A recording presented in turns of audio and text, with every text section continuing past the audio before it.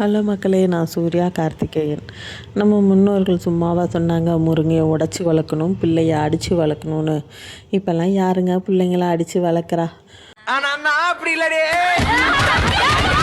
முருங்கை மரத்தோட கிளையை உடச்சி விட தான் அதில் உள்ள கிளையை அதிகமாகி நிறைய கீரையும் காயும் கிடைக்கும். அதுபோல் தான் நம்ம குழந்தைங்களையும் சின்ன வயசுலேருந்தே நல்வழிப்படுத்தி நல்ல பழக்கங்களை கற்றுக் கொடுத்து வளர்க்கணுன்னு சொல்கிறாங்க. சரி, இந்த முருங்கையில் அப்படி என்ன தான் சத்து இருக்குது அப்படின்னு பார்க்கலாமா? பாலில் இருக்கிறத விட 4 மடங்கு அதிகமான கால்சியம் இருக்குது.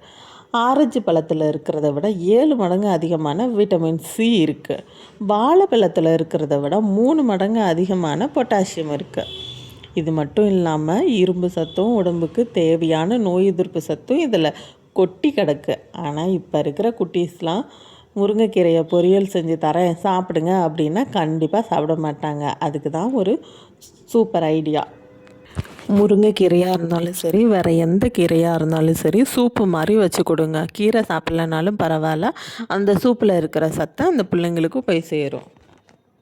நோய் எதிர்ப்பு சக்தி அதிகரிக்கும், கண் பார்வையும் தெளிவடையும், இரத்த சோகையும் வராது.